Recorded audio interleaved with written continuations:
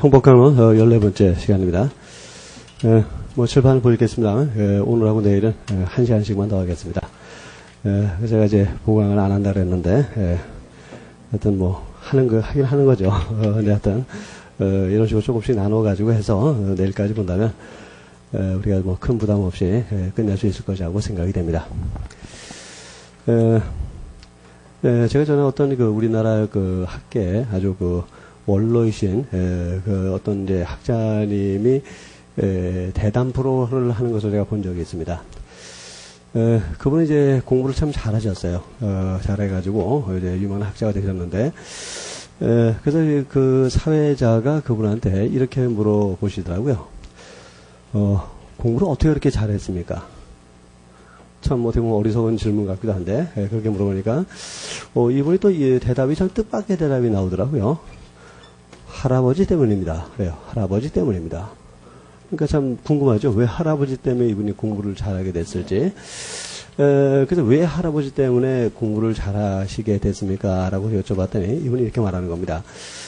자기 집에 할아버지가 계셨는데 어렸을 때 할아버지가 이제 한학을 전공하신 분이었다고 합니다. 그러니까 이제 신교육은 전혀 안 받으시고 한학만 공부하신 분인데, 근데 이 손자가 이제 초등학교, 그 당시 국민학교겠죠. 국민학교를 이제 다니게 됐다는 겁니다. 근데 학교를 딱 갔다 왔더니 할아버지가 이제 손자를 딱 불러가지고, 이분을 불러가지고 이렇게 물어보더래요. 오늘 학교에서 뭐 배웠니? 할아버지한테 설명 좀 해봐라. 그러더래요. 그래서 이제 그 어린 나이에 이제 할아버지한테 오늘은 국어 시간에 뭐 배웠고요. 산수 시간에 뭐 배웠고, 이렇게 쭉 설명했다는 겁니다. 근데 그게 매일이었대요, 매일. 할아버지가 꼭 학교 갔다 오면 불러다가 오늘 배운 거 나한테 설명 좀 해달라. 이렇게 얘기하더라는 겁니다. 그래서 이분이 이제 계속 이제 진짜 하루도 거의 빠짐없이 그날 배운 것을 할아버지한테 가서 말로 이제 설명을 하게 된 겁니다. 근데 그게 이제 초등학교 저학년 때는 참 쉬웠는데, 이제 고학년이 되면서부터는 설명이 쉽지가 않더래요. 그래서 한 4학년 정도 되면서는 내용이 좀 어려워지기도 하죠. 그래서 이분이 4학년 때 되면서부터는, 이렇게 했대요. 학교 갔다 오다가, 산길을 걸어오다가, 혼자 이제 산에 올라가서 오늘 할아버지한테 어떻게 설명할까 연구했다는 겁니다. 연구. 그래서 자연이라든가 이런 거 좀 되게 어려운 거 있지 않겠습니까? 그런 걸 어떻게 하면 할아버지가 쉽게 알아들을 수 있을까 하고 연구했다는 겁니다. 쉽게 말하면 강의 준비한 겁니다. 강의 준비. 혼자서. 그러고 와서 이제 할아버지한테, 자연 시간에 무슨 법칙을 배우는데요. 이게 이렇게 설명하고, 이렇게 했다는 겁니다. 그것 때문에 자기는 공부를 잘하게 됐대요. 그것 때문에. 이건 굉장히 중요한 겁니다. 왜냐면, 우리가 그냥 수동적으로 받아들이는 거하고요. 남한테 이제 설명하는 거하고 차원이 다릅니다. 솔직히 저도 체험을 해봤어요. 저도 강의를 하기 전에, 나름대로 그래도 공부 좀 많이 했다고 생각했는데, 강의를 처음 할 때 딱 마이크 잡고 올라서니까 할 말이 없더라고요. 아는 게 아무것도 없어요. 그걸 제가 느꼈어요. 가만히 있어. 내가 공부를 하긴 했는데 말할 게 없어요. 말할 수가 없어요. 아는 게 없다는 느낌이 딱 드는 겁니다. 내가 정말 제대로 이해를 못했구나. 솔직히 제가 이해를 해야 여러분들 설명할 수 있지 않겠습니까? 근데 책을 통해서는 머릿속으로 그렇구나 하고 넘어갔는데 그게 사실은 이해한 것이 아니었다는 겁니다. 그냥 피상적으로 그냥 수박 겉핥기식으로 알고 있었을 뿐이지 남한테 설명할 정도 제대로 하는 것은 아니었다는 겁니다. 그래서 그분은 항상 이제 책을 볼 때 그런 자세를 본대요. 그냥 있는 게 아니라 가만히 있자. 오늘 할아버지한테 어떻게 설명하지? 어떻게 설명하지? 자, 설명하기 위해서는 완벽한 이해가 전제가 돼야 됩니다. 이해하지 않고 설명이 안 돼요. 그러니까 항상 그런 각도로 바라봤다는 겁니다. 근데 그게 습관이 돼버렸어요, 이제. 완전히 습관이 돼버렸습니다. 그래서 중학교 가서도, 고등학교 가서도, 대학교 가서도, 항상 책을 볼 때, 가만히 있자, 요 내용을 남한테 어떻게 설명하지? 항상 이런 각도로 보게 됐다는 겁니다. 그러니까 이게 이제 굉장히 자기한테 도움이 됐다는 겁니다. 그래서 그분이 머리가 천재적이어서 그런 건 아닌 것 같아요. 책을 바라보면 시각이 다른 겁니다.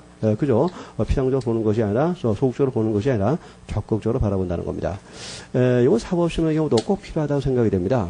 우리가 공부를 하죠. 우리가 여러 가지 범죄를 공부하고 이론도 공부하는데, 또 설명도 듣고 하는데, 설명 들으면서 그렇구나.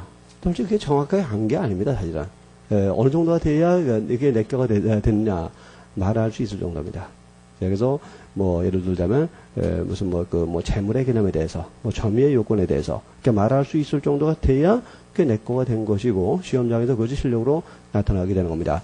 자, 말할 수 있을 정도란 말은 뭘까요? 말할 수 있다는 소리는 쓸 수 있다는 소리입니다. 쓸 수 있다는 소리는 답안을 쓸 수 있다 이 말이죠. 근데 말할 수 없다. 그럼 답안을 못 쓴다. 안 되는 거죠. 그렇죠? 그러니까 여러분의 공부 수준도 말할 수 있을 정도입니다.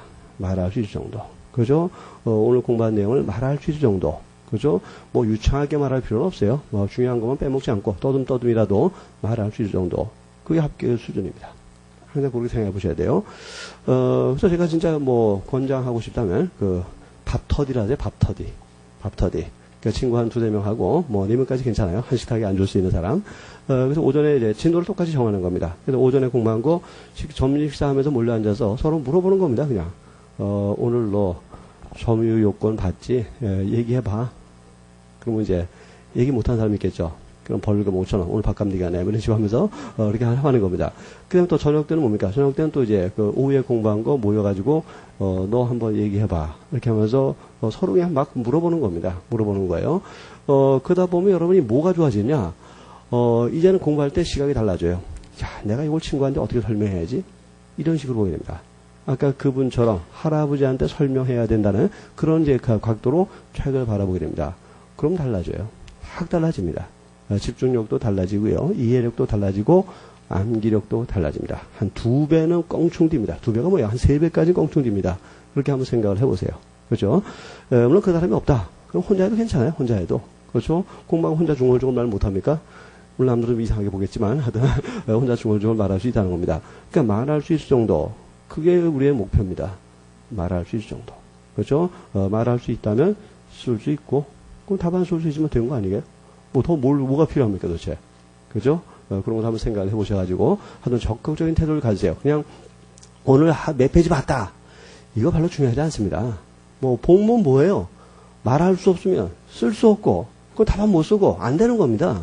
그렇죠? 그럼 본문 뭐예요? 본 게 무슨 의미가 있어요? 아무런 의미가 없죠. 그렇죠?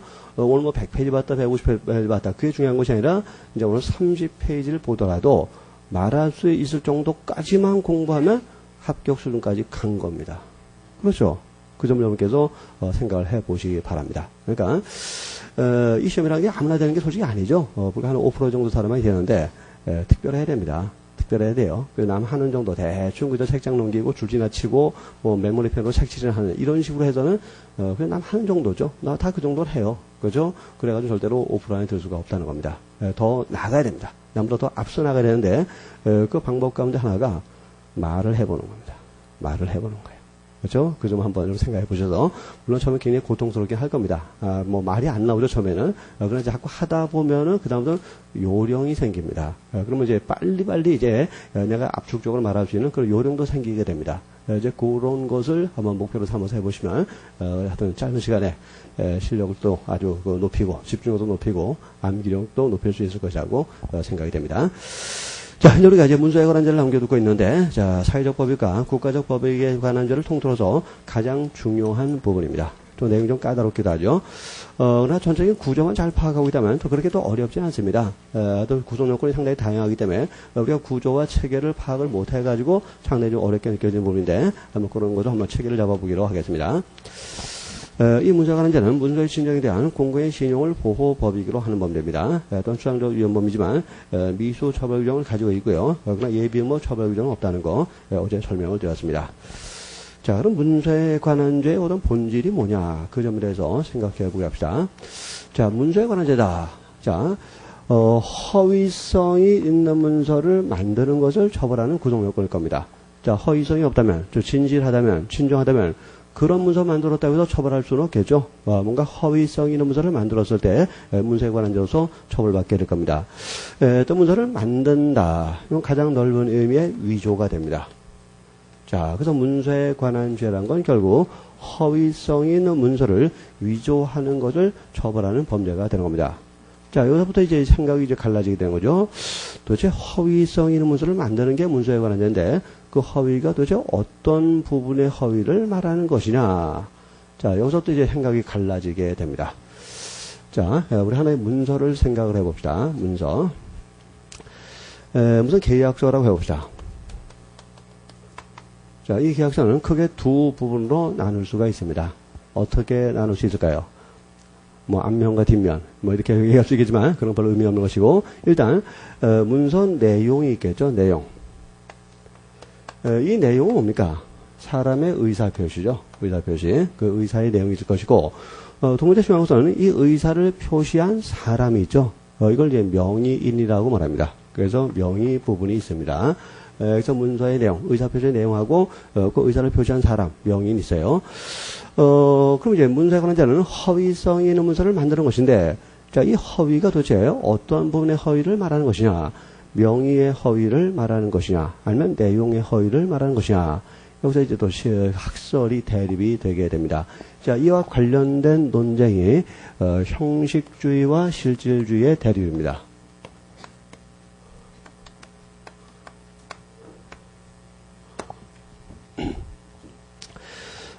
또 허위성 있는 문서를 만든다. 자, 이 문서를 만든다. 이게 넓음의 위조인데, 그 위조라는 게 도대체 구체적으로 어떤 행위를 말하는 것이냐, 또 어떤 자가 하는 것이냐, 이런 개념이겠죠.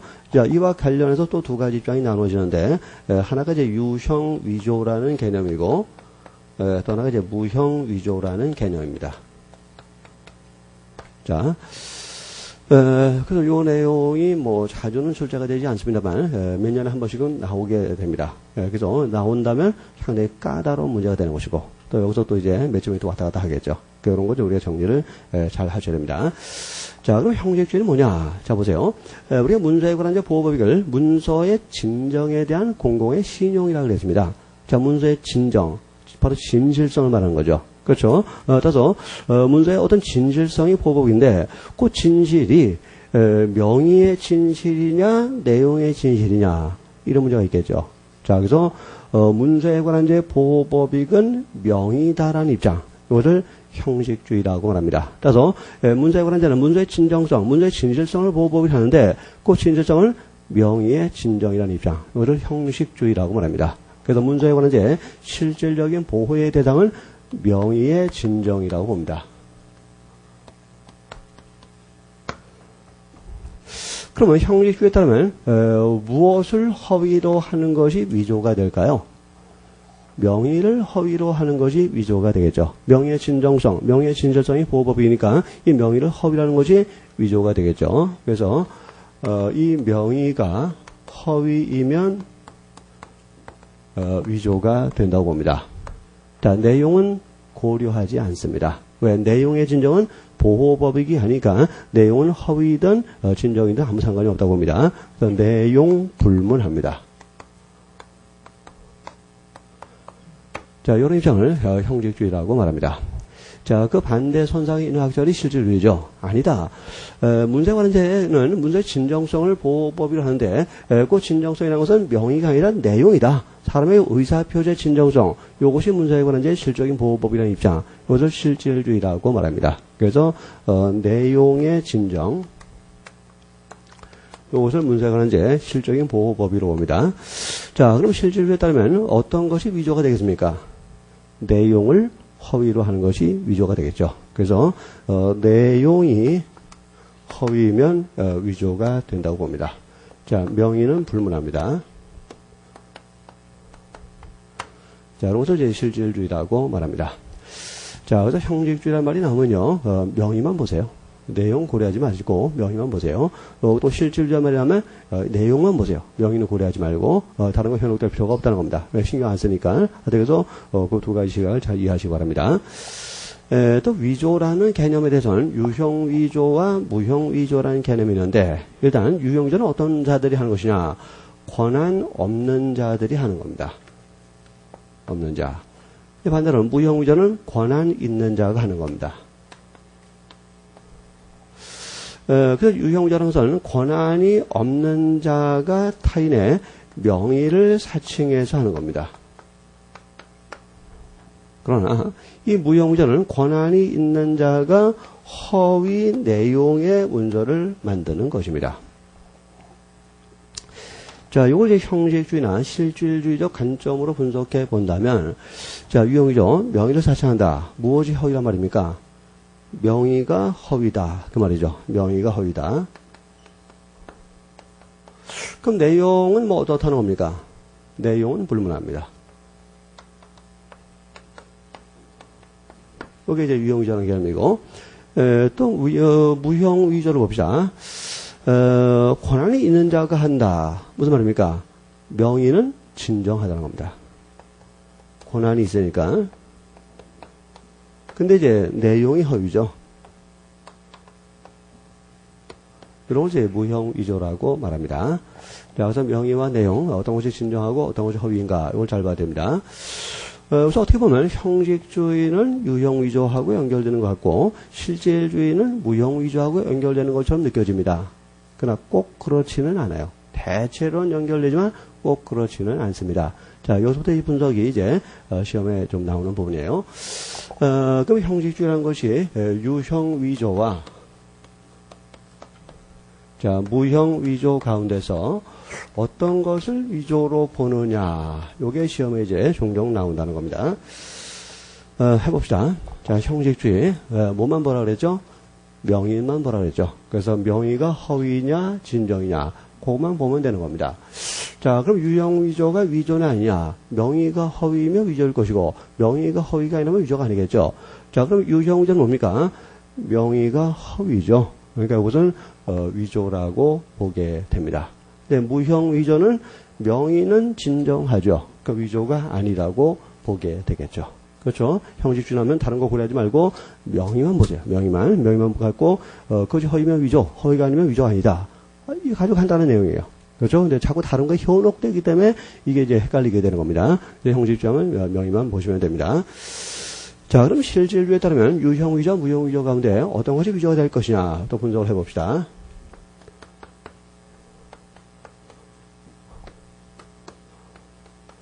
자, 실질주의는 내용만 보면 된다 그랬죠. 그래서 내용의 진정이 보이고 내용이 허위면 위조가 된다고 보게 됩니다. 자, 유형위조라는 것은 내용을 불문하니까, 자, 내용은 둘로도 나누어지겠죠. 첫째, 내용이 진정한 경우가 있을 것이고, 둘째, 내용이 허위인 경우가 있을 겁니다. 자, 그래서 실질주의는 내용만 보니까, 자, 내용이 진정한 경우는 위조가 아니겠죠. 그럼 내용이 허위라면 당연히 위조가 되겠죠. 근데 무형위조는 어떻게 됩니까? 무형위조는 내용이 허위죠. 당연히 위조라고 보게 됩니다. 요 내용, 자, 그래서 요 내용이 시험에 몇 회마다 한 번씩 출제가 된다는 겁니다. 그래서 어떤 것을 위조로 보고 어떤 것을 위조가 아니라고 보느냐 하는 거. 자, 아주 의외로 간단한 거예요. 형식주의는 명의만 보면 되고, 실질주의는 내용만 보면 되는 겁니다. 근데 자꾸 다른 거 현혹되다 보니까 이거 자꾸 틀려버리는 거예요.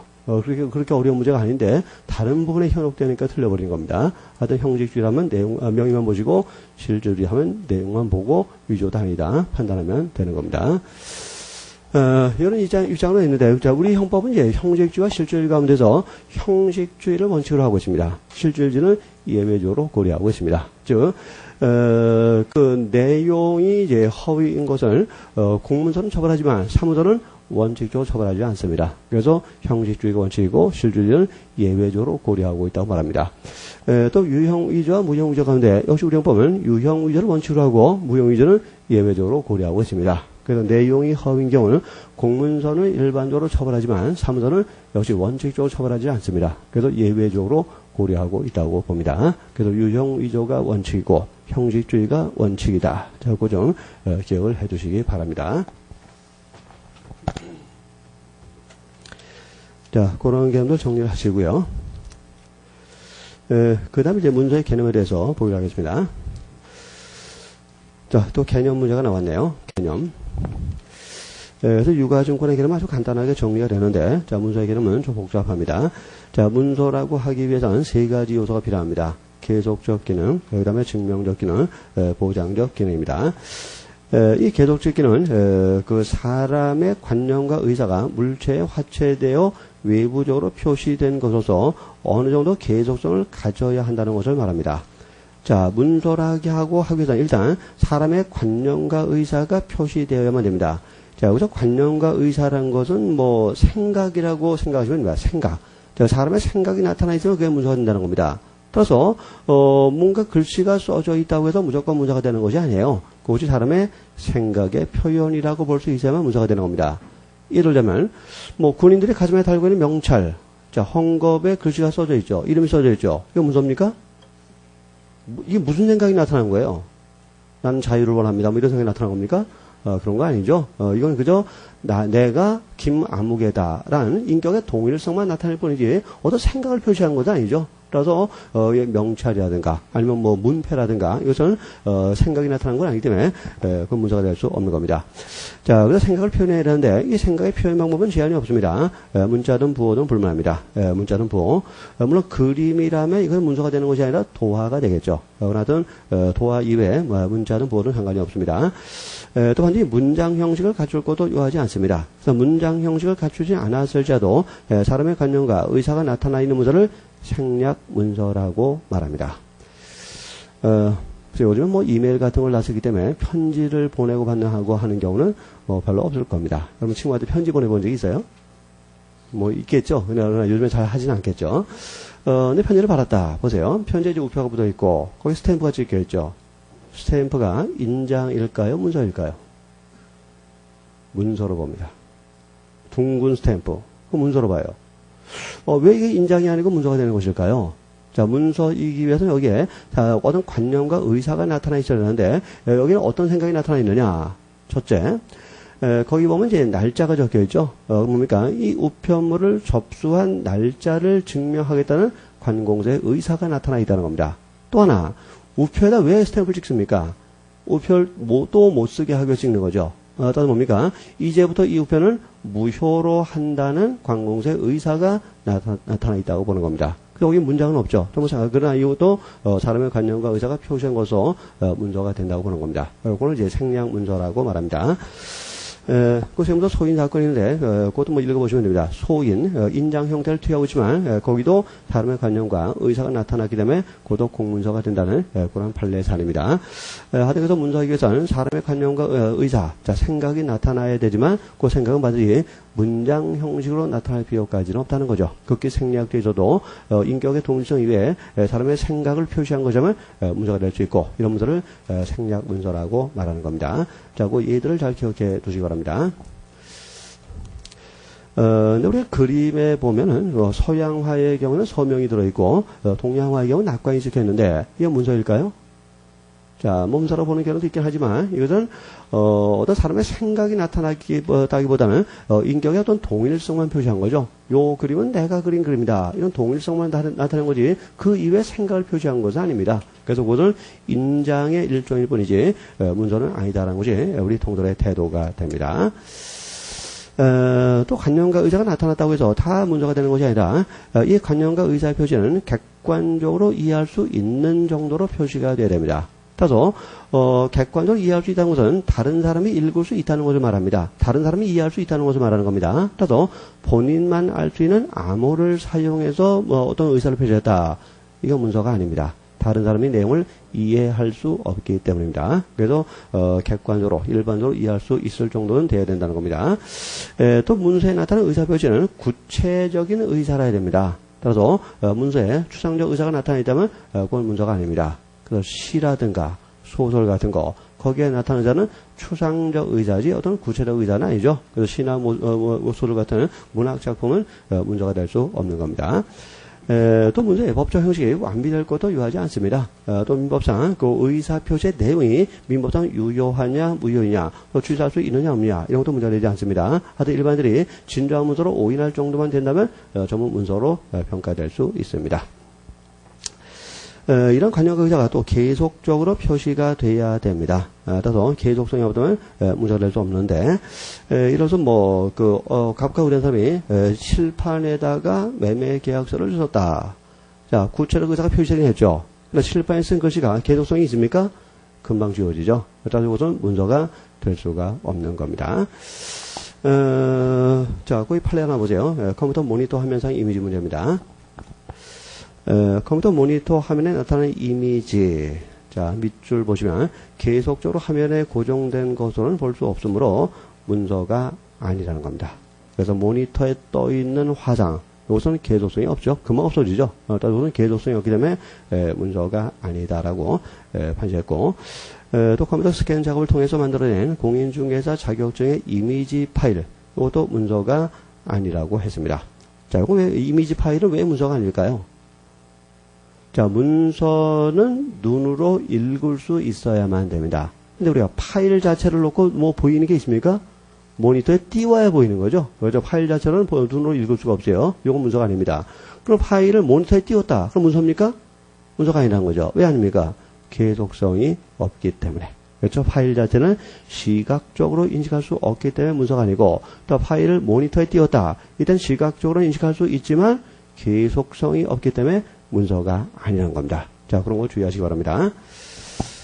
하대기 도문서는 또 표시된 관용 의사를 시각적으로 이해할 수 있는 것이어야 됩니다. 눈으로 읽을 수 있는 것이 문서가 되는 겁니다. 눈으로 읽을 수 없는 뭐 녹음 테이프 같은 것은 문서가 될 수 없고요. 거기 나오는 파일 같은 것도 눈으로 읽을 수가 없기 때문에 그건 문서가 될 수 없는 겁니다. 자, 이 문제의 두 번째 기능이 증명적 기능입니다. 이 물체에 기재된 의사표시는 일정 법률관계 내지 사회생활상 중요상을 증명할 수 있고, 이걸 증명 능력이라고 말하고, 또 증명하기 위한 의사가 존재해야 되는데, 이 증명하겠다는 의사, 이것을 증명 의사라고 말합니다. 그래서 처음부터 증명 의사를 가지고 작성된 문서를 목적 문서라고 말합니다. 자, 모든 공문서는 다 증명을 위해서 작성된 거죠. 그래서 모든 공문서는 목적 문서에 속합니다. 이제 우연 문서라는 것은 처음에는 증명 의사가 없었는데 나중에 증명에 사용되는 문서를 말하는 겁니다. 자, 그래서 사문서는 목적 문서일 수도 있고 우연 문서일 수도 있는 겁니다. 그래서 매매 계약서는 목적 문서입니까? 우연 문서입니까? 이건 증명을 목적으로 만들어진 문서니까 목적 문서입니다. 근데 개인이 그냥 뭐 예를 들어서 뭐 비망록 같은 데다 메모해놨다. 자, 이것도 증명을 하려고 작성한 건 아니죠. 그러나 증명에 사용될 수 있겠죠. 이것도 우연 문서로서 문서가 될 수 있다는 것입니다. 또 증명의사는 확정적 의사라야만 됩니다. 따라서 어떤 잠정적으로 의사가 표시된 초안이라든가 초고 같은 것은 확정적 의사가 표시된 것은 아니기 때문에 문서가 될 수 없습니다. 그 다음에 이제 문서에 관한 객체가, 문서가 진정 문서냐, 부진정 문서냐, 자, 그런 논쟁이 있는데, 뭐 상당히 별 의미 없는 논쟁이에요. 굉장히 좀 어렵게 되지만, 일단 다소를 보기로 합시다. 문서의 증명력 기능은 진정 문서에만 인정되므로, 부진정 문서의 작성은 문서에 관한 자를 구성하지만, 부진정 문서, 그 자체는 문서 위조 변조체에 객체될 수 없다. 뭐 이런 내용인데, 자, 여기서 진정 문서, 부진정 문서, 이런 말이 나왔는데, 자, 그 개념을 한번 정리를 해보겠습니다. 자, 어떤 문서가 있습니다. 그래서, 을이란 사람이 이제 명의인입니다. 근데 을이란 사람이 이 문서를 작성합니다. 을은 작성인이죠. 이같이 명의인과 작성인이 일치하는 문서, 이것을 진정 문서라고 말합니다. 자, 여기에는 어떤 거짓이 없죠. 명의가, 을이 자기 이름을 쓰니까 명의는 진정한 거죠. 그렇죠? 이런 걸 진정 문서라고 말하는 겁니다. 근데 갑이라는 사람이 문서를 작성합니다. 자, 작성이네요. 근데 갑이 을의 이름으로 작성합니다. 이것이 명의인과 작성자가 일치하지 않는 문서, 요것을 부진정 문서라고 말합니다. 그래서 이 작성자와 명의자가 서로 다른 사람일 때 이걸 부진정 문서라고 말하는데, 그래서 갑이 을의 명의로 문서를 작성했다. 이게 명의사칭이고 이게 위조죠. 그렇죠? 이게 명의사칭이고 위조가 되는 겁니다. 물론 을로부터 권한을 위임받았다면 물론 위조가 아니죠. 근데 위임받지도 않고 권한 없이 갑이 함부로 을의 이름으로 문서를 작성했다면 이게 바로 위조가 되는 겁니다. 이런 걸 이제 부진정 문서라고 말하는 겁니다. 자, 그럼 다소를 다시 보세요. 부진정 문서의 작성은 문서에 관한 자를 구성하지만, 그렇죠? 진정 문서를 작성하는 것은 어떤 허위가 없잖아요. 허위가 없기 때문에 이거 문서가 안 되지만, 부진정 문서를 작성하는 것은 이런 명의 허위가 있는 경우죠. 물론 이제 권한의 위임을 받았다면 죄가 물론 안 되겠지만, 위임 없이 이랬다면 이게 명의 허위이기 때문에 죄가 된다. 뭐 당연한 얘기입니다. 그 얘기하고 있어요. 그래서 부진정 문서 작성 문서에 관한 자를 구성하지만, 부진정 문서 그 자체는 문서 위조 변조죄에 객체될 수 없다. 자, 보세요. 자, 갑이 을의 이름으로 을의 동의도 없이 문서를 작성했습니다. 그럼 이 문서는 이제 부진정 문서죠. 근데 병이란 사람이 자, 이 문서에 가공을 합니다. 자, 갑이 작성한 부진정 문서에 병이 가공했을 때, 자, 이 병에게 문서 위조나 변조가 성립할 수 있느냐? 일단 변조는 안 됩니다. 자, 병한테 변조 성립할 수 없어요. 왜 안 됩니까? 자, 우리 통화의 경우도 설명했고, 유가증권의 경우 설명했지만, 변조는 재료가 제한적이죠. 진정하고 유효한 것만을 재료로 해야 됩니다. 그러나 요 갑이 작성한 요 문서는 부진정 문서고 명의가 허위죠. 따라서 이거는 진정하지 않아요. 진정하지 않으니까 변조의 재료는 될 수 없습니다. 근데 다들은 위조의 객체로 안 된다고 했는데 이건 잘못된 겁니다. 위조는 가능해요. 다들이 여기서는 또 위조가 안 된다고 말하지만 나중에 가면서 위조가 또 된다고 말해요. 이건 별로 의미 없는 얘기입니다. 그래서 변조의 경우에 한해서만 의미가 있고 이 갑이 작성한 부진정 문서를 이용해서 새로운 문서를 또 만들어낼 수도 있는 겁니다. 위조가 되는 거죠. 왜냐하면 위조의 재료에는 제한이 없기 때문입니다. 그래서 그 후단부의 문장에서 부진정 문서 그 자체는 변조의 객체는 될 수 없다. 이 말은 맞아요. 이 말은 맞는데 위조의 객체까지 안 된다고 보는 것은 이건 정확하지는 않은 문장입니다. 어쨌든 다들이 가끔 의미 없는 말을 하기도 합니다. 여기서 그렇게 말하지만 뒤에 가서는 또 그렇지 않아요. 그러니까 그 정도만 이해를 해주면 별 문제가 없습니다. 자, 이 문제 세 번째 기능이 요건이 보장적 기능이라는 겁니다. 자, 보장적 기능은 별게 아니라 문서에는 명의인이 표시되어 있어야 한다는 요건을 말합니다. 자, 문서에 명의인이 표시되어 있어야 된다. 왜 그럴까요? 왜 문서에는 꼭 명의인이 표시되어 있어야 된다고 그럴까요? 자, 문서는 사람의 의사를 표시한 겁니다. 그러면 의사를 표시해서 그 의사를 증명하는 게 문서입니다. 증명 능력을 갖는 게 문서죠. 근데 의사를 증명해서 어떻게 하겠다는 겁니까? 그 의사를 표시한 사람한테 책임을 지게 하겠다는 겁니다. 그래서 문서에는 문서에 나타난 의사 표시에 대해서 책임질 사람이 나타나 있어야 됩니다. 이 책임질 사람이 바로 명의인이에요. 그렇죠? 따라서 문서에 어떤 구체적 의사가 표시되어 있지만 책임질 사람이 나타나지 않다. 이 문서 쓸모 있어요? 이거 누구한테 책임을 물을 겁니까? 이 문서 가지고. 그렇죠? 책임을 물을 수가 없으니까 이건 문서가 아니에요. 그렇죠? 그래서 문서에 나타난 의사 표시에 대해서 책임질 사람이 있어야 하는데 그 사람이 바로 명의인이 되는 겁니다. 그래서 명의인이 있어야 된다. 이거를 보장적 기능이라고 말합니다. 그래서 문서의 내용을 보장해 줄 사람. 그렇죠? 문서의 내용을 보장해 줄 사람. 결국 문서의 내용에 대해서 책임을 질 사람이 필요한데 그런 기능을 보장적 기능이라고 말합니다. 이제 명리 실제할 것을 요건에 대해서 실제하지 않아도 된다는 것이 통돌과 판례의 대답입니다. 명리 실제하지 않을 자도 일반인들이 실제하는 것으로 오인할 정도가 된다면 전문 문서가 될 수 있다는 게 이제 통돌과 판례의 태도입니다. 자, 유가증권의 경우에 명리 실제를 요구했습니까? 요구하지 않았죠. 통도판례는 허무임명으로 작성된 유가증권도 유가증권이 될 수 있다는 입장이었어요. 자, 문서도 마찬가지입니다. 과거에는 이제 우리 판례가 사문서와 공문서를 구별해서 공문서는 명예의 실제를 요하지 않지만 사문서는 명예의 실제를 요한다는 입장이었습니다. 이 판례가 이제 얼마 전 전원합의체 판결로 바뀌었습니다. 그래서 공문서, 사문서를 분류하고 명예의 실제를 요하지 않는다. 그래서 존재하지 않는 사람 명의 문서를 작성했을 자도 일반인들이 진정한 문서로 오인할 정도가 된다면 전부 문서가 된다는 걸로 바뀌었습니다. 그래서 유가증권도 명의 실제 요하지 않고 공문서도 명의 실제 요하지 않고 사문서도 명의의 실제를 요하지 않는다는 점에서 통절 판례가 이제는 일치가 되게 된 겁니다. 자, 이제 별로 설명할 게 별로 없어요. 이제 복본, 등본, 초본, 사본의 문서성을 봅시다. 일단 문서는 원칙으로 원본이어야 됩니다. 원칙적으로. 문서는 원본인 거죠. 당연히 원본인 건데. 이제 복본이라는 것이 있는데요. 이 복본이라는 것은 처음부터 원본을 여러 장 만든 경우를 말합니다. 전부 다 원본이에요. 따라서 복본은 문서가 되는 겁니다. 그러나 등본, 초본, 사본은 원본은 아니죠. 자, 원본은 아니기 때문에 이거 원칙으로 문서가 아닙니다. 그러나 이제, 1990년도 개정법은 복사문서만은 원본은 아니지만, 문서성을 정면으로 인정했습니다. 이건 예외적인 조문이죠. 그래서, 이 문서에 관한 객체 문서는 원본일 것을 요구하고, 원본이 아닌, 등본과 초본과 사본은 문서가 아닌 것이 원칙이지만, 그러나 이제 개정법은 복사문서만은 예외적으로 원본이 아닐지라도 문서성을 인정했다는 겁니다. 자, 그래서 주의할 점은, 복사문서의 문서성을 인정했다고 해서, 모든 사본의 문서성을 인정한 것으로 오해하시면 안 됩니다. 자, 복사기라든가 팩스 등 기계적 방법으로 복사한 복사문서의 문서성만 인정한 겁니다. 따라서 기계적 방법으로 복사하지 않고 손으로 베껴 쓴 사본, 필사본이죠. 필사본은 여전히 문서가 아닙니다.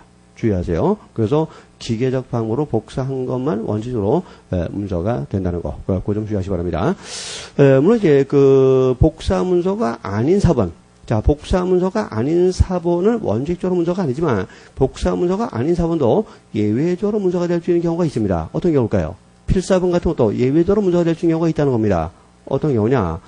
원본과 틀림이 없다는 인증이 존재할 때, 이때는 필사본도 예외적으로 문서가 될 수 있습니다. 자, 그러나 기계적 방법으로 복사한 복사 문서는 인증이 없어도 문서가 됩니다. 인증이 없어도 문서가 되지만 그 이외의 사본은 인증이 있어야만 문서가 된다는 겁니다. 자, 그거 주의하시기 바랍니다. 이제 문서에 관한 데는 문서만이 객체가 되는 것이 아니라 도화도 객체가 됩니다. 도화는 이제 그림을 말하는데, 물론 도화도 이제 세 가지 요건을 다 갖춰야 됩니다. 계도적 기능, 증명적 기능, 보장적 기능을 갖춰야 되는데, 그럼 문서하고는 어떤 차이가 날까요? 자, 문서는 문자나 부호에 의해서 사람의 관념과 의사를 표시하는 것이지만, 이 도화는 문자나 부호가 아니라 상형적 부호에 의해서 사람의 관념과 의사를 표시하는 것을 말합니다. 자, 상형적 부호. 쉽게 말하면 그림이죠. 그래서 그림에 의해서 사람의 관념과 생각을 표시하는 것을 우리가 도화라고 말하는 겁니다.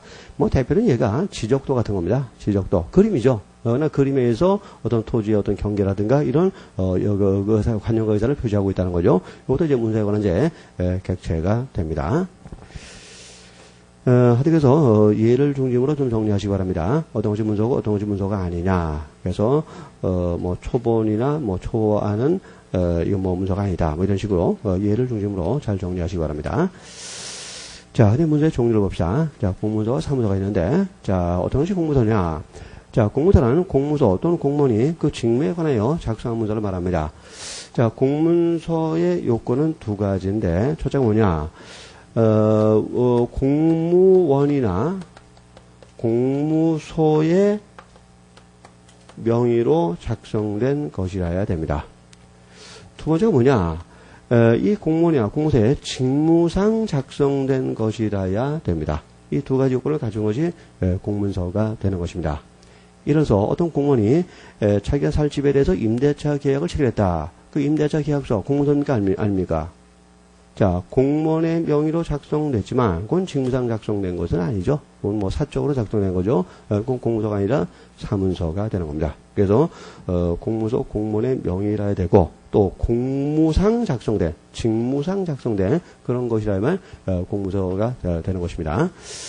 여기서 공무서와 공무원은 우리나라의 공무서와 공무원을 말합니다. 따라서 외국의 공무원이나 외국의 공무소의 명의로 작성된 것은 형법상으로 사문서로 취급됩니다. 또 그런 거 주의하시기 바랍니다.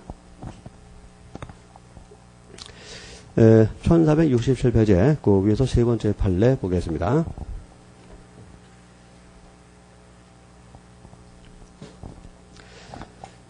첫째 판결을 읽어보시면 간이 절차에 의한 민사분쟁 사건 처리 특례법에 의해서 합동법률사무소 명의로 작성된 공증에 관한 문서, 줄여서 공증문서라고도 말하죠. 공증문서. 이것은 공문서입니다. 공문서. 그래서 어떤 그 합동법률사무소가 작성했지만 이건 공문서로 취급된다는 거 주의하시고, 또 이것은 공문서인 동시에 공정증서입니다. 공문서인 동시에 공정증서예요. 따라서 이 합동법률사무소에다가 허위 진술을 해가지고 이와 같은 공정증서를 만들어낼 경우는 공정증서 원본 부실기재죄가 됩니다. 자, 그거 주의하시기 바랍니다. 그래서 이러한 공정문서는 공문서인 동시에 공정증서입니다. 자, 그리고 이때 유사판례 보세요. 간이 절차에 의한 민사분쟁 사건 처리 특례법에 의해서 설립된 공증위가 합동법률사무소 작성의 사서증서에 관한 인증서, 이것도 공문서입니다.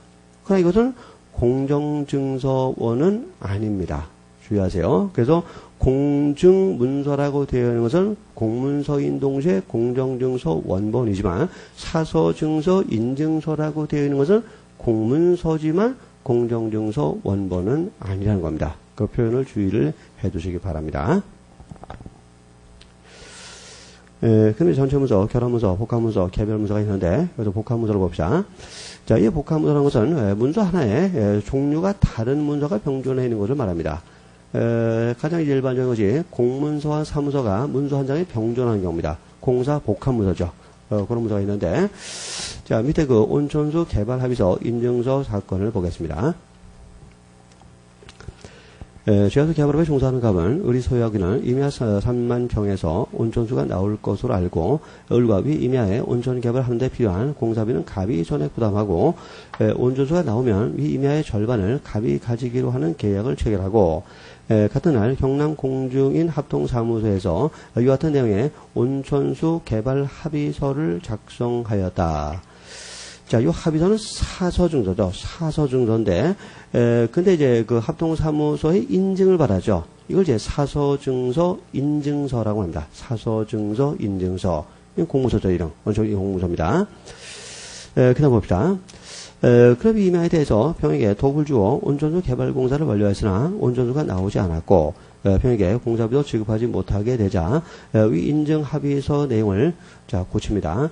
온천구 시공 허가권 취득 비용 및 시공에 필요한 일체 비용은 을이 전액 부담한다라고 내용을 고쳤습니다. 자, 갑이 전액 부담하기로 된 거죠. 이걸 이제 을이 부담한다는 것으로 고쳤다는 겁니다. 창원지원본에 민사과에 을을 피고라는 공사대금 청구 소송을 제기하면서 소장이 이와 같이 변조한 인증서를 첨부하여 제출하다가 소치가 감지되었다. 이건 소송사기죠. 소치가 간주했으니까 소송사기는 미수가 됩니다. 어쨌든 문제는, 그 이름을 변경한 부분을 이제 그 공문서 변조로 볼 것이냐, 아니면 사문서 변조로 볼 것이냐. 자, 그게 문제가 된 겁니다. 자, 이거 한번 그 문서의 형태를 대충 한번 우리가 감을 잡아 봅시다.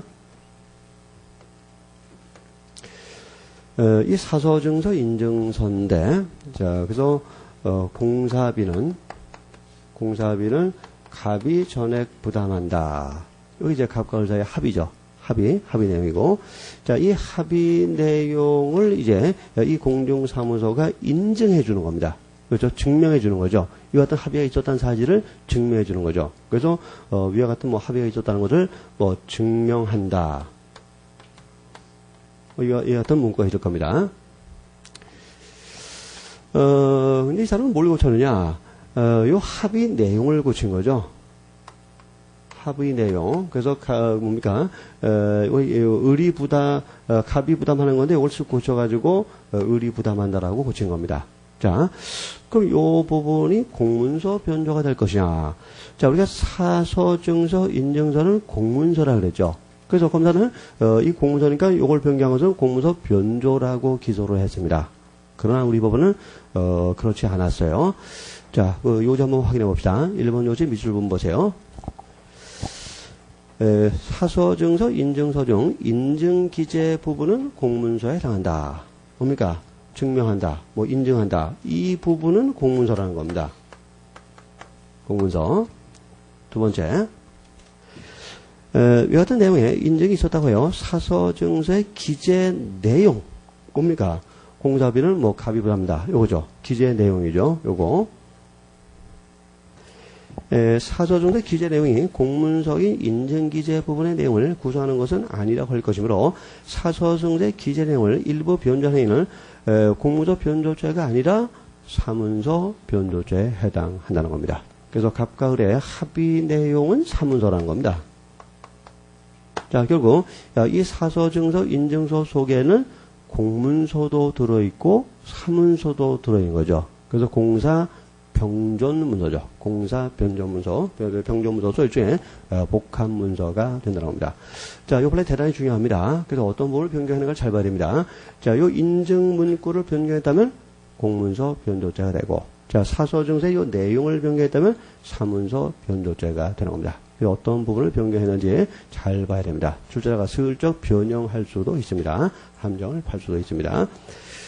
또 하나 중요한 판례가 밑에 인감증명서 사용 용도란을 변경한 경우입니다.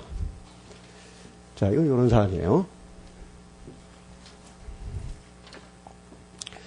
자, 지금 인감증명서가 있는데,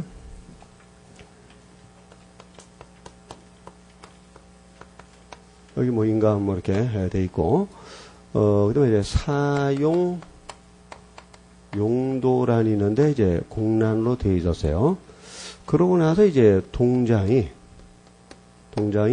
틀림없음을 증명한다 해서 도장을 꽝 찍어준 겁니다. 이렇게 인감증명서 발급된 다음에, 자, 발급 이후에 사용 용도를 여기다 이제 기재를 했다는 겁니다. 사용 용도를 뭐라고 기재했다는 겁니다. 그래서 발급 이후에, 자, 발급 이후에 용도를 기재했고, 그 이후에 요 용도 기재 부분을 변경했다는 거죠. 자, 이게 이제 공문서 변조냐 하는 문제입니다. 공문서 변조냐. 보세요. 이 동장이 요 인감을 증명한다고 이제 그 증명 문구를 이제 표시했는데, 그 당시에는 사용도가 기재되어 있지 않았습니다. 그럼 뭡니까? 이 동장의 증명사는 사용 용도 부분에는 미치지 않는 거죠. 그렇죠? 왜냐면 동장이 도장을 찍을 당시에는 사용도는 공란으로 되어 있었기 때문입니다. 그래서 증명자는 사용 용도 쪽에는 미치지 않아요. 그래서 사용 용도 부분은 요건 공문서가 아니다라는 것이 우리 판례의 테러입니다. 따라서 사용 용도를 변경했다면 공문서 변조죄는 성립될 수 없다는 겁니다. 왜냐하면 동장이 도장 찍은 이후에 기재된 것이기 때문이라는 겁니다. 하여튼 그래서 공문서 변조죄 성립을 부정했는데, 이론적으로 하면 사문서 변조는 가능하겠죠. 근데 판례는 그런 말을 하진 않았어요. 하여튼 공문서가 아니기 때문에 그 부분은 공문서 변조죄가 성립될 수 없다고 판시를 했습니다. 하여튼 이론적으로는 사문서 변조는 가능합니다. 자, 두 개의 판례 상당히 중요한 판례니까 잘 이해를 해 두시기 바랍니다. 자, 그러면은 이제 문제가 이제 구성요건의 체계를 한번 잡아보고, 그 다음에 세부적인 범죄들을 보기로 하겠습니다. 역시 유가증권의 권한제처럼 구성요건의 체계만 딱 잡고 있으면 내용적으로 그다지도 복잡하지 않습니다. 이 체계를 못 잡기 때문에 문제가 관계가 굉장히 어렵게 느껴지는 겁니다. 그래서 그 체계를 한번 잡아보고 내용을 그 판례 중심으로 정리하기로 하겠습니다.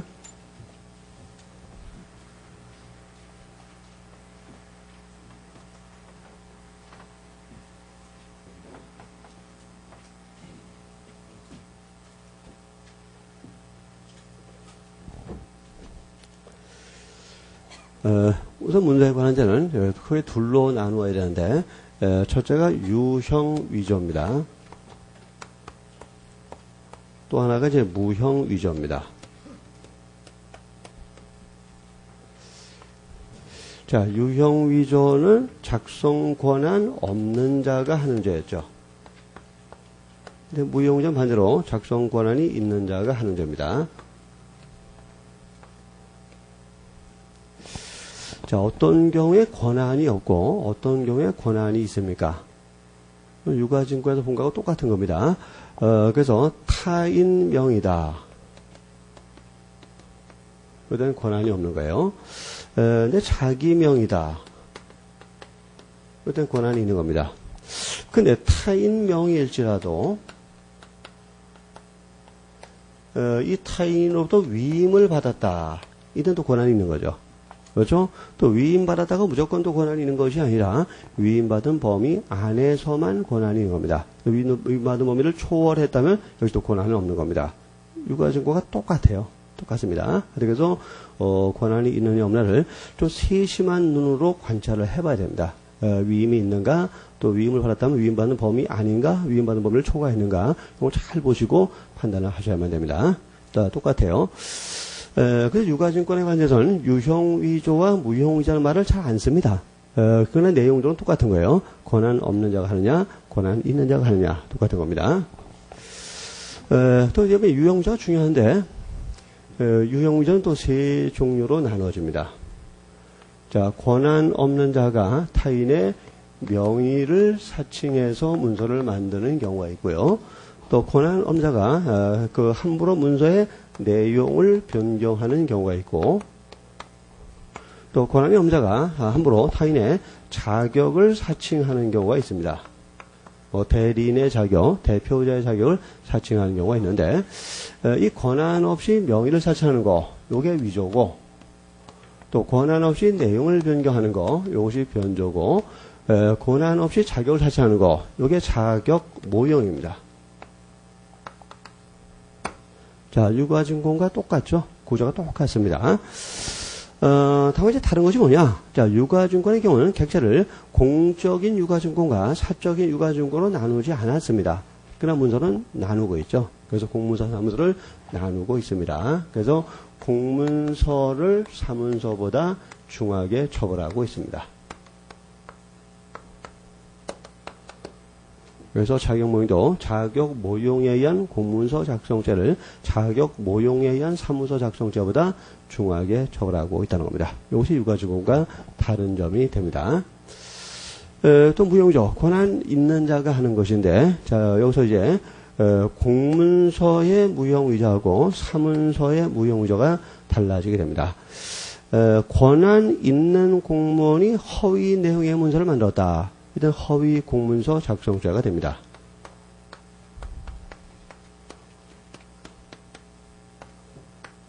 두 번째, 권한 있는 사인이 허위 내용의 사문서를 만들었다. 허위 사문서 작성죄일까요?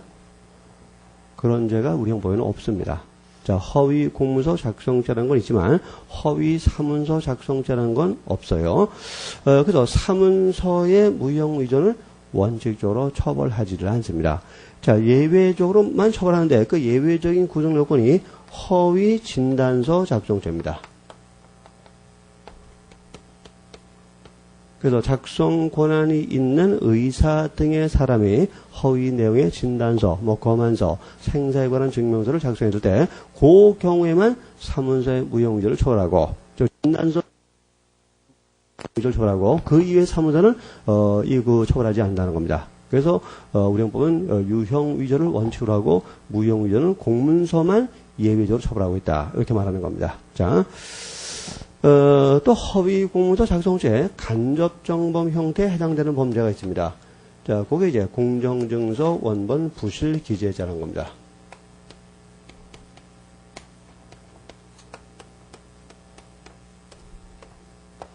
허위 신고를 처벌하는 범죄입니다.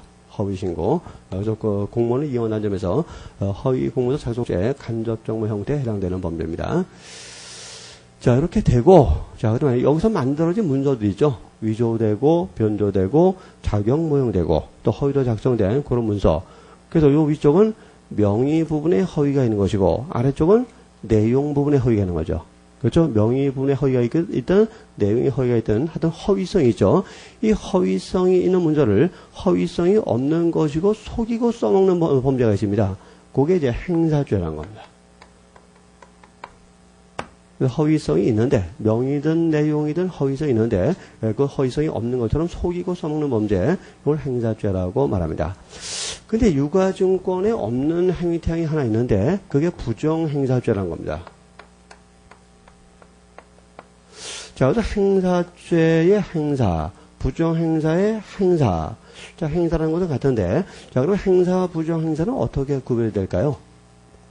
사용되는 문서의 성격을 가지고 구별합니다. 그래서 허위성이 있는 문서를 사용했다면 행사죄가 되는 것이고, 허위성이 없는 진정한 문서를 부정하게 이용했다면 부정행사가 되는 겁니다. 그래서 문서의 성격이 허위성이 있는 것이냐 아니냐 이거 가지고 구별하면 됩니다. 그래서 허위성이 있다면 행사죄가 되는 것이고, 허위성이 없는 진정한 문서라면 부정행사가 된다는 겁니다. 진정한 문서라면 부정행사예요. 그런데 허위성이 있다면 이 행사죄 쪽으로 가게 되는 겁니다. 어쨌든 유가증권의 경우는 부정행사죄라는 게 없는데 문서는 부정행사라는 것이 있다는 거, 그거 정리하시면 됩니다. 하여튼 이 네 가지 형태로 나눠지는데 제일 중요한 것은 유형 위조와 무형 위조를 나누는 겁니다. 자, 그래서 권한이 없느냐 있느냐 이걸 구별하는 것이 가장 중요합니다.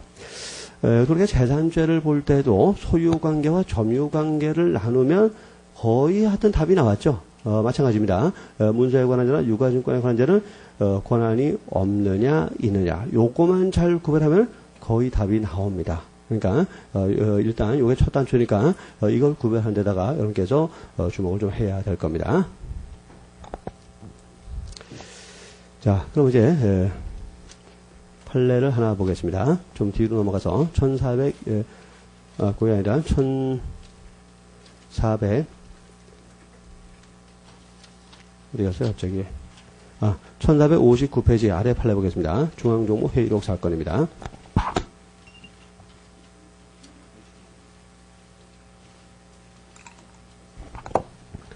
자, 1459페이지 문서에 관한 죄 둘째 페이지입니다.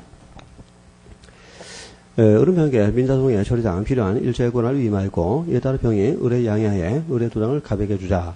가문이 참석한 바 없음에도 우리 사회까지 한 것으로 기재하여 S교 중앙종무회의록을 작성하고 그걸 말미에 위 도장을 사용하여 의뢰 기명 날인을 하였다. 자, 갑의 죄책은 뭐냐 하는 겁니다.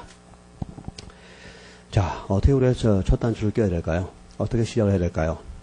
자, 지금 갑이 피고인이죠. 또 그 다음에 회의록이 나옵니다.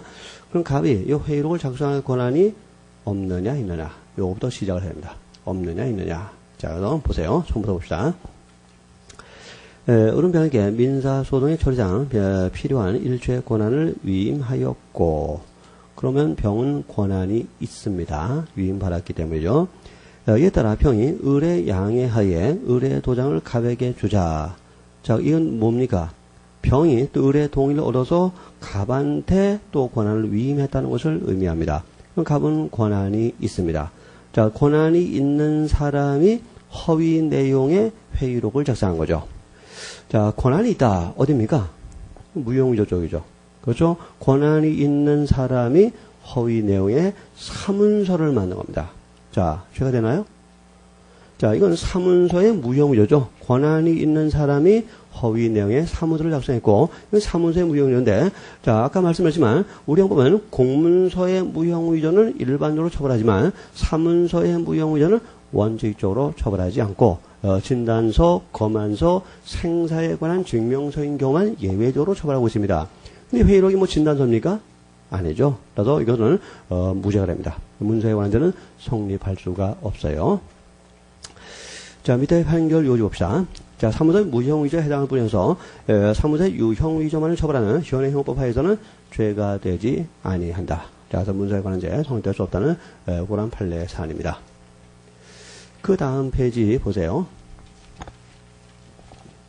그 이사회, 그 판례 봅시다. 이사회를 개최함에서 공소업의 이사들이 그 참석 및 의결권의 행사에 관한 권한을 피고인에게 위임하였다. 그러면 뭡니까? 권한이 있다. 그러면 유형위조가 아니라 무형위조다라는 거죠. 그럼 뭐 볼 것도 없어요. 그 다음 봅시다. 이사들이 실제로 이사회에 참석하지도 않았는데, 마치 참석하여 의결권을 행사한 것처럼 피고인이 이사회 회의록에 기재했다. 허위 내용의 회의록을 작성한 겁니다. 자, 이 회의록은 사무서죠. 그래서 권한이 있는 사람이니까 무형위조고, 또 허위 내용이지만 사문서예요. 그럼 사문서의 무형위조니까 이건 처벌이 안 되는 겁니다. 죄가 안 되는 겁니다. 그래서 우리 판례도 역시 사문서의 무형위조에 해당해서 처벌할 수 없다고 판시했습니다. 자, 하여튼 그래서 이 문사에 관한 죄를 다룰 때는 권한 문제를 제일 먼저 결정을 지어야 됩니다. 이 권한 문제를 제대로 판단 못하면 엉뚱하게 답이 나오는 거죠. 권한이 없다, 있다. 이 문제를 정확하게 판단을 하셔야 됩니다. 자, 그럼 이걸 전제로 해서, 그럼 이제 개별적인 구성 요건들을 하나씩 보기로 하겠습니다. 자, 사무소 위조 변조죄를 먼저 보겠습니다.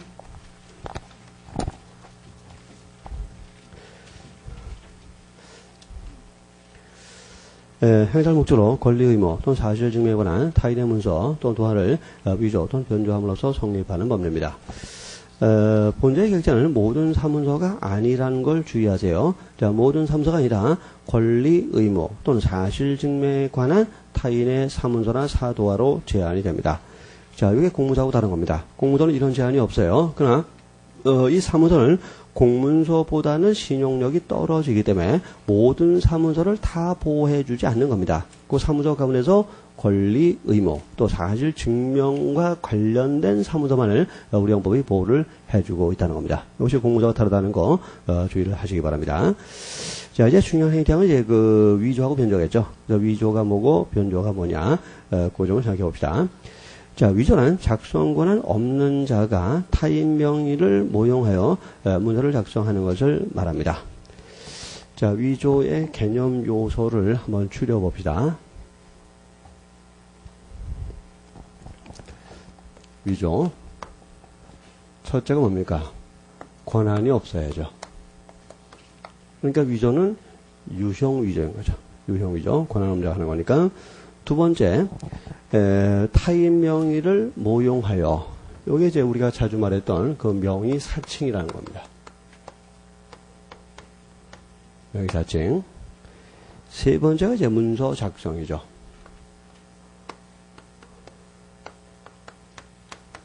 자, 이것이 위조의 개념 요소가 됩니다. 자, 이와 관련된 판례들을 하나씩 보기로 하겠습니다. 오른쪽 위에 나이트클럽 양도 양수도 사건을 보겠습니다.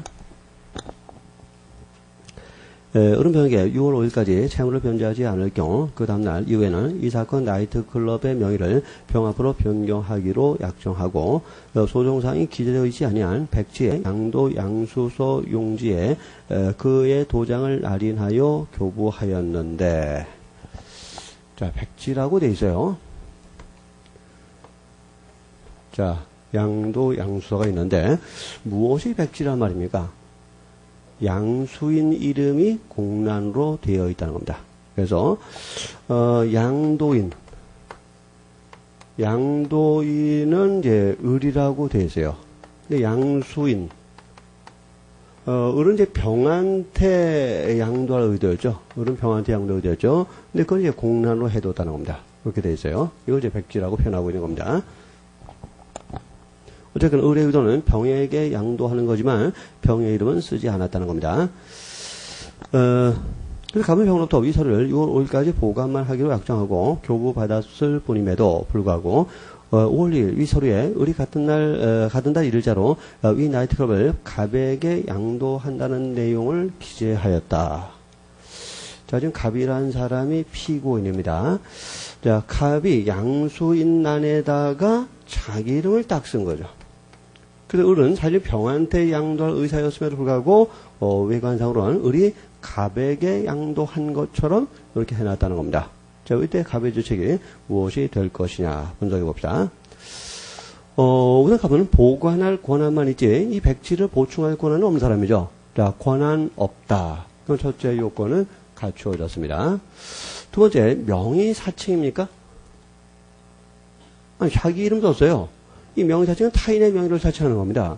그럼 자기 이름 썼잖아요. 그 명의 사칭 아닌 겁니까? 여기서 이제 명의 사칭의 의미를 제대로 이해를 해야 됩니다. 자, 이 명의 사칭은 물리적으로 이해하시면 안 돼요. 그 남의 이름 썼다. 이거 아닙니다. 이게 아니고, 이 명의 사칭이 뭐냐? 자기가 의사표시를 했음에도 불구하고 꼭 명의자가 한 것처럼 꾸며놓는 게 명의사칭입니다. 이 사건을 가지고 말하면 갑에게 양도한다는 것은 누구의 의사입니까? 갑의 의사죠. 그렇죠. 을의 의사는 병한테 양도한다는 의사였어요. 그렇죠. 그래서 이 갑에게 양도한다는 것은 자기 의사예요. 그래서 이 갑에게 양도한다는 거 해놨는데 요건 자기가 임의로 표시한 겁니다. 그러나 문서 외관상으로는 누가 이런 의사를 표시한 것처럼 되어 있습니까? 을이 그런 의사를 표시한 것처럼 되어 있다는 거죠. 이같이 자기의 의사를 표시해놓고도 꼭 명의자가 그런 의사를 표시한 것처럼 꾸며놓는 게 명의사칭입니다. 자, 그거 조심해야 돼요. 함부로 남의 이름 쓰는 거 이것만 명의사칭으로 이용하시면 안 돼요. 그래서 갑이 타인의 이름을 쓴 건 없어요. 그러나 을이 이러한 의사를 표시한 것처럼 문서를 꾸며놨잖아요. 이게 명의사칭입니다.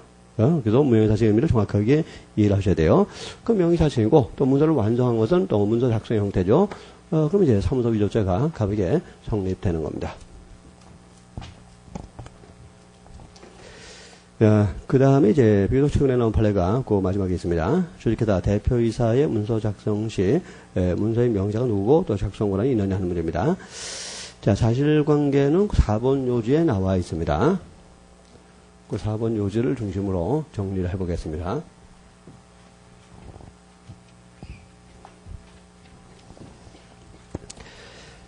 A회사 대표이사 갑이 B회사 대표이사 을로부터 포괄적 위임을 받아 두 회사 대표이사 업무를 처리하면서 두 회사 명의로 허위 내용의 영수증과 세금 계산서를 작성한 경우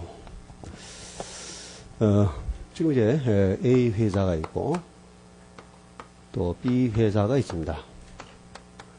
A회사 이제 대표이사는 갑이고 B회사의 대표는 을입니다.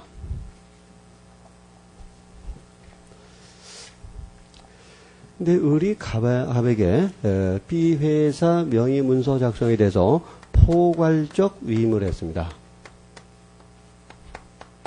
그러니까 어떤 특정한 사무만 위임한 것이 아니라 당신이 아예 다 알아서 해라. 우리 회사 일은 당신이 다 알아서 해라. 이렇게 해버린 겁니다. 포괄적 위임을 했어요. 그래서 세금, 영수증이나 세금 계산서를 이제 작성했는데, 구체적인 내용은 이제 이런 겁니다. 자, 두 개의 문서가 나오는데 어떻게 되느냐. 첫 번째 문서, 두 번째 문서가 나오는데, 첫 번째 문서는 이렇게 한 겁니다. A 회사, 그 다음에 대표이사, 그 다음에 병, 이렇게 한 겁니다. 이 병은 누구냐 하면, 전임 대표이사입니다. 그래서 병에, 동의도 없이, 동의 없이, A 회사 대표이사 병이라고 갑이 작성을 한 겁니다. 이렇게 한 것이고, 그 다음 B 회사 부분은 뭐, 판례상으로 명확하지 않은데, 이렇게 된 것 같아요. 그냥 이제 B 회사, 뭐, 주식회사 B라고, 이제 갑이 작성을 한 것으로 이제 추측이 됩니다. 요 판례산에 맞게 해석한다면, 그렇게 추측이 됩니다. 이때 갑의 죄책이 어떻게 되느냐 하면 됩니다. 먼저 B 회사 부분을 보기로 하죠. B 회사 부분. 갑의 B 회사 명의로, 자, B 회사 명의로 이 문서를 작성할 권한이 있느냐, 없느냐. 이것부터 시작을 해야 됩니다. 그래서 B 회사 명의로 갑이 문서를 작성할 권한이 없느냐, 있느냐. 자, 유형 위조냐, 무형 위조냐. 이것부터 시작했는데, 그래서 권한이 있다면 이건 위조가 안 되죠. 근데 권한이 없다면, 위조가 될 수 있는 겁니다. 명의 자칭이기 때문에. 자, 이단 분리 판례의 판단을 보겠습니다. 자, 한번 읽어보세요. 처음부터 봅시다. 주식회사의 적법한 대표이사를 하더라도 그 권한을 포괄적으로 임하여 다른 사람으로 하여금 대표이사의 업무를 처리하게 하는 것은 허용되지 않는다. 따라서 대표이사로부터 포괄적으로 권한 행사를 위임받은 사람이 주식회사 명의로 문서를 작성한 행위, 요 행위죠. 갑이 B 회사 명의로 문서를 작성하는 행위, 그걸 말하는 겁니다. 그 행위는 자격 모용 사문서 작성죄 또는 아니죠. 그다음에 원칙으로 권한 없는 사람의 문서 작성 행위로서 자격 모용 사문서 작성 또는 위조에 해당한다는 겁니다. 자, 그래서 이 경우는 위조죠. B 회사의 명의를 사칭한 경우로서 위조가 되는 겁니다. 만약에 이렇게 했다면 어떻게 될까요? B 회사 대표이사 을 이렇게 했다면 어떻게 될까요? B 회사 대표이사 을. 자, 어쨌든 갑은 을로부터 포괄적 위임을 받았는데 포괄적 위임은 불법하다는 게 우리 판례대로죠. 그렇죠? 사실 포괄적 위임이 가능하다면 대표이사가 대표이사를 스스로 바꿀 수 있다는 겁니다. 그건 말이 안 되는 거죠. 대표이사 변경은 먼저 주주총회에서 바꿔야지. 포괄적 위임이 가능하다는 소리는 대표이사가 개인적으로 대표이사를 바꿀 수 있다는 것으로서 이건 안 되는 겁니다. 그건 안 되는 거예요. 하여튼 이제는 포괄적 위임이 있어도 이것은 불법한 것이 되는 겁니다. 그렇다면 갑은 이렇게 작성할 권한이 없는 사람이죠. 자, 권한이 없는 사람이 그럼 뭡니까? 대표이사의 자격을 사치한 거죠. 그때 갑에게는 자격 모용에 의한 사무소 작성죄가 성립하게 된다. 그 얘기입니다. 그래서 그냥 B 회사 명의로 작성했다면 명의 사칭이니까 사문서 위조죄가 되는 것이고 B 회사 대표이사라고 썼다면 대표이사의 자격을 사칭했기 때문에 자격 모용에 의한 사무소 작성죄가 된다. 그 얘기입니다. 지금. 자, 그래서 이제 그 B 회사 부분은 정리가 됐고요. 근데 그 다음 읽어봅시다. 대표이사로부터 개별적, 구체적으로 주식회사 명의의 문서 작성에 관해서 위임 또 승낙을 받은 경우에는 예외적으로 적법하게 주식회사 명의로 문서를 작성할 수 있다.